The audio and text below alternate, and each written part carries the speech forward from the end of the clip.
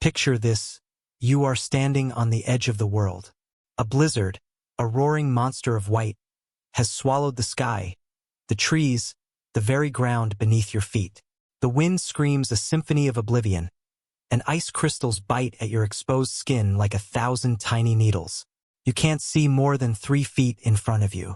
This is a whiteout, a ghost storm, and in its heart, you are facing a man who holds all the power in this frozen territory. He is Marshal Thorn, and his face, usually set in a mask of stern authority, is twisted with a possessive desire that chills you more than the wind.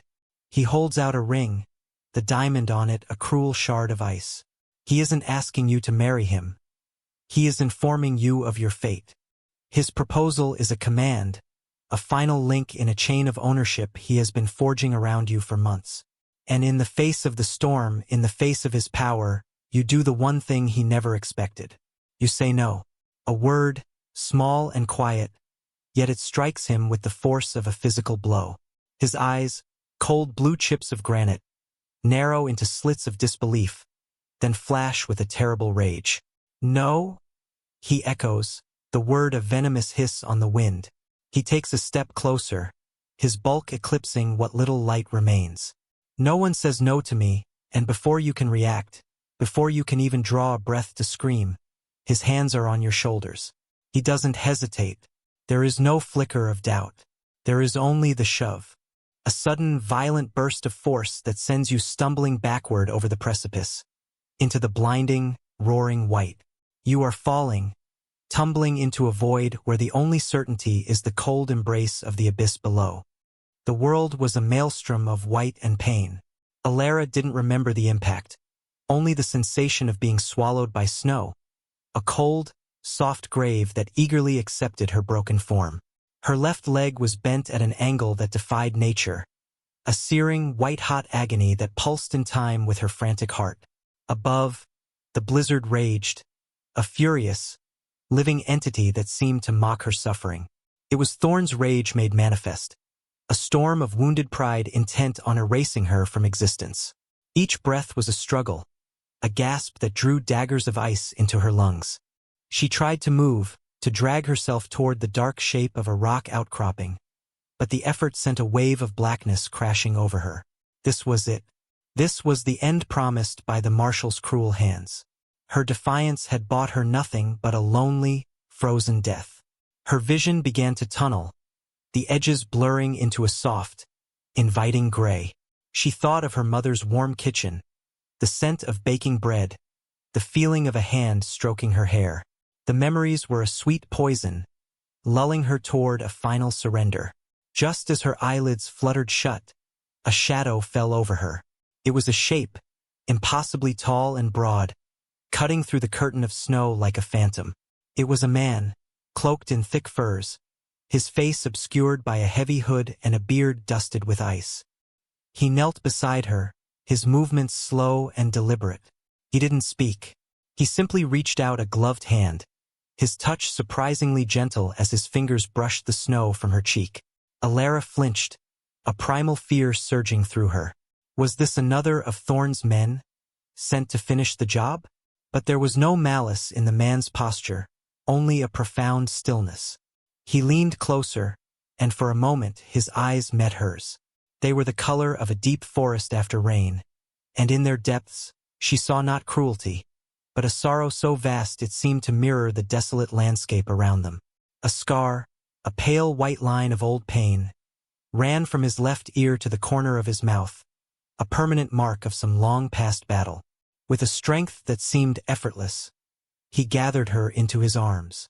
The movement sent a jolt of agony through her leg, and a raw cry escaped her lips, but he held her securely against his chest, shielding her from the wind with his own body.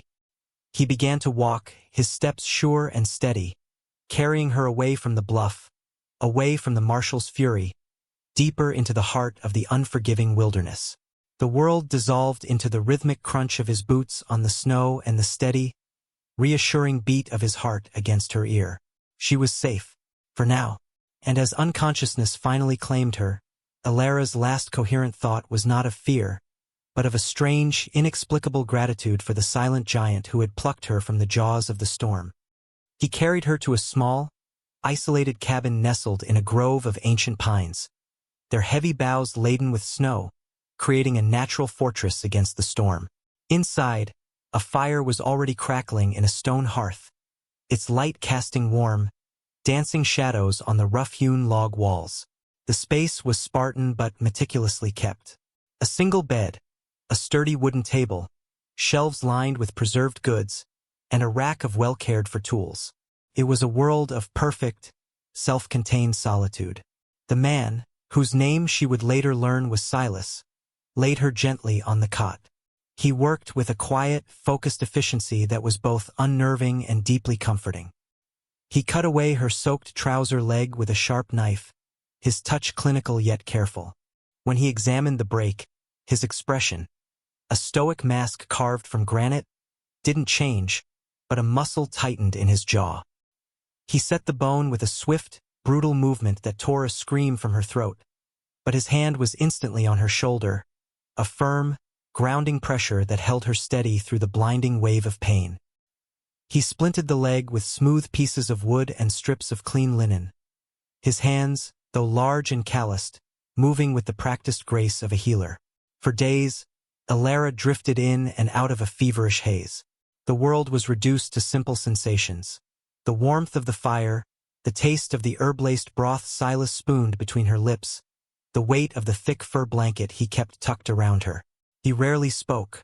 His communication was in his actions.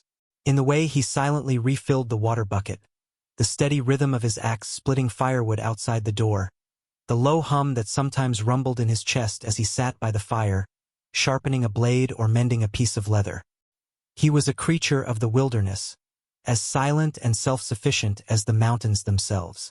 As her fever broke and clarity returned, she began to observe him, to piece together the story of the man who had saved her.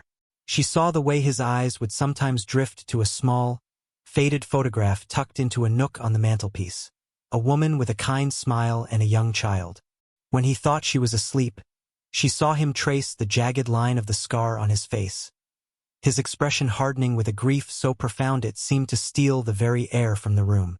His past was a ghost that haunted the silent corners of the cabin, a tragedy he bore with the same stoicism with which he faced the winter storms.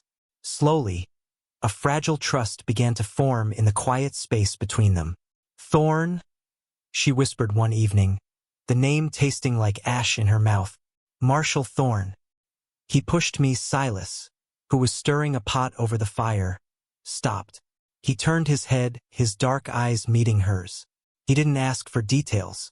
He didn't need them. He simply gave a slow, deliberate nod. "Here," he said, his voice a low rumble. "You are safe." It was a promise simple and absolute. As her leg healed and she could limp around the small cabin, he began to give her small tasks, not as a chore, but as a way to reclaim her strength. He showed her how to mix a poultice from dried herbs, how to read the subtle signs of changing weather in the clouds, how to carve a small bird from a block of pine. His hands would guide hers, his touch patient and respectful. In these quiet lessons, a language grew between them, one built not on words, but on shared tasks and mutual respect. She was not a burden to him. She was a presence. And for Silas, who had walled himself off from the world after losing his own family to a senseless act of violence years ago, her presence was a flicker of warmth in his long, cold winter. She brought life back into the silent cabin, her quiet determination a stark contrast to his resigned solitude. The cabin became more than a shelter. It was a sanctuary, a place where two broken souls, a woman fleeing a tyrant and a man fleeing his ghosts, began to heal one another without ever needing to speak of their wounds. Spring arrived with a tentative, agonizing slowness. The snow receded, revealing the damp, dark earth beneath. The air, once sharp with ice, softened, carrying the scent of pine and thawing soil. For Alara, the change of seasons was a rebirth. With a sturdy branch as a crutch, she could now walk outside the cabin, her legs still tender but growing stronger each day. The world was no longer a white prison but a tapestry of emerging life. She saw the hope of a future she never thought she'd have. For Silas, however, the thaw brought a new kind of chill. The melting snow meant the mountain passes would soon be open. The world he had shut out for so long was about to come knocking. His quiet vigilance intensified. His gaze would sweep the horizon, not with appreciation for the returning green, but with the keen, anxious eye of a watchman. One afternoon, he returned from a hunt, his face grimmer than usual. He said nothing, but placed 3 spent rifle cartridges on the table. They weren't his. They were polished, factory-made. The kind lawmen used. The sanctuary had been breached. The peace they had so carefully constructed was about to shatter. Fear, cold and familiar, coiled in Alara's stomach. She had almost forgotten the terror of being hunted. The weeks of safety in the cabin had been a beautiful, fragile dream. And now, the nightmare was returning. A few days later, they came. Marshal Thorn, astride a powerful black horse, looking as imperious and unyielding as ever. He was flanked by 2 deputies, their faces a mixture of duty and unease. They stopped at the edge of the clearing, their presence an immediate violation of the sacred quiet. Thorn's eyes locked onto Alara, who stood frozen near the cabin door. A smirk of triumphant possession twisted his lips. "There you are, my dear," he called out, his voice smooth and laced with poison. "Lost and confused. It's a miracle you survived. Lucky this mountain man found you." He dismounted, his movements arrogant and proprietary. He was already rewriting the story, painting himself as the concerned savior and Silas as a potential threat. He gestured toward Silas, who stood motionless by the woodpile, axe in hand. "I'm grateful for your help, friend," Thorn said, his tone condescending. "But your service is no longer required. I'm here to take Miss Alara home, where she belongs." Silas didn't move. His grip tightened on the axe handle, his knuckles turning white. "She is home," he stated, his voice low and dangerous, a rumbling counterpoint to Thorn's slick rhetoric. Thorn's facade of civility cracked. "She is a ward of the town under my protection, and you are interfering with a federal marshal. This is her kidnapper," he announced to his deputies, pointing a finger at Silas. "A dangerous recluse who took advantage of a helpless woman." That was the moment Alara's fear burned away, replaced by a white-hot, cleansing anger. The woman who had been thrown from a cliff was gone. The woman who had healed, who had learned her own strength in the heart of the wilderness, stood in her place. "He is not," she said, her voice ringing out, clear and strong, cutting through the tension. She took a limping step forward, away from the safety of the cabin, planting herself between the 2 men. "He saved my life. You tried to end it." She looked directly at Thorn, her gaze unwavering. "You pushed me. I said no, and you threw me from that cliff." A flicker of surprise, then irritation, crossed Thorn's face. He let out a short, dismissive laugh. "The poor girl is delirious. The fall has scrambled her wits. She's been telling you fantasies. I'm sure." He looked at his deputies, seeking their affirmation. "We all know she was distraught.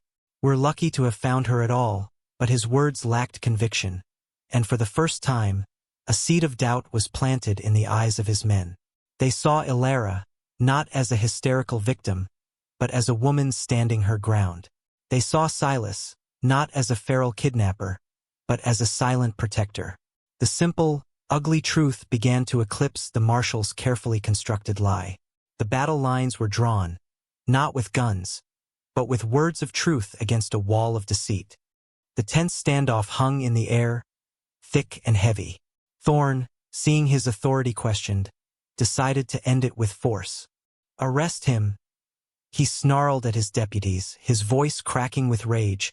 But the deputies hesitated, their eyes shifting from Thorn's contorted face to Alara's steady gaze.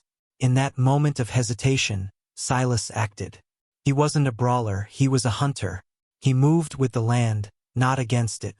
With a powerful swing, he threw his axe not at a man, but at the thick rope tethering a pile of heavy logs near the side of the cabin. The rope snapped, and the logs crashed downwards, creating a chaotic, rolling barricade that separated Thorn from his men. It was the perfect diversion. "Elara! The ravine!" Silas yelled, his voice a sharp command. He had shown it to her weeks ago. A narrow, hidden fissure in the rock face, overgrown with brush, a secret escape route from the cabin. This was not a test. This was the final lesson. While Thorn roared in fury, momentarily trapped, Elara ran. Her limp was pronounced, pain shooting up her leg, but she didn't falter.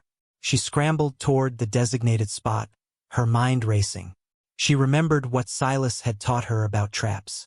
Near the entrance to the ravine, she grabbed a length of old vine she and Silas had cleared days before, quickly looping it around a low-lying, sturdy root, creating a simple but effective tripwire across the narrow path. Silas engaged Thorn not with fists, but with his knowledge of the terrain. He ducked and weaved through the trees, drawing the Marshal deeper into the woods, away from the deputies who were still struggling to navigate the log pile. Thorn, blinded by his obsession, followed recklessly. He was a man of ordered streets and saloons. Here, in the untamed wild, he was clumsy and loud. He lunged for Silas, but Silas sidestepped, and Thorn stumbled, his fine boots slipping on the damp earth. He was losing control, his authority dissolving into impotent rage. He finally caught sight of Elara disappearing into the brush near the ravine and charged after her, abandoning his pursuit of Silas. "You won't escape me!" he screamed, his voice raw. He crashed through the undergrowth, his eyes fixed on her. He never saw the vine. His boot caught, and he pitched forward with a strangled cry, his momentum carrying him over the edge of the hidden ravine. There was a sickening crack as his body hit the rocks below. And then silence. The two deputies, having finally cleared a path, reached the scene just in time to see Silas peering down into the chasm. They looked from the silent abyss to Elara, who stood breathing heavily, her face smudged with dirt but her eyes blazing with defiance. There was no lie they could believe now. The truth was laid bare in the quiet aftermath. One deputy, a young man with honest eyes, slowly unpinned his badge and let it fall to the ground. The other simply holstered his weapon and nodded, a gesture of concession and respect. The threat was over, consumed by the very wilderness it had sought to conquer. In the days that followed, a new quiet settled over the cabin. It was not the silence of solitude, but the silence of peace. The young deputy, whose name was Cole, helped Silas give Thorn a proper burial, an act of decency the Marshal himself had never shown. He chose to stay, renouncing a life of service to a corrupt system, opting instead for the honest work and quiet dignity he found in the mountains. A new family had been forged in the crucible of violence and survival. A woman who found her voice, a man who healed his past by protecting a future, and a boy who chose honor over orders. They were a testament to the fact that home is not a place you are given, but a place you build with people who see you, who fight for you, and who stand with you in the light. Have you ever been pushed to your edge? Forced into a corner where your only choices were to break or to fight back with a strength you never knew you possessed? Elara's story is not just one of survival in a frozen wilderness. It is a story of the fire that burns within all of us when our spirit is threatened. It is the story of finding a sanctuary not in a place, but in the trust of another. It reminds us that true strength isn't about the power you wield over others, but the courage you find to say no to injustice, to stand for your own truth, even if your voice trembles.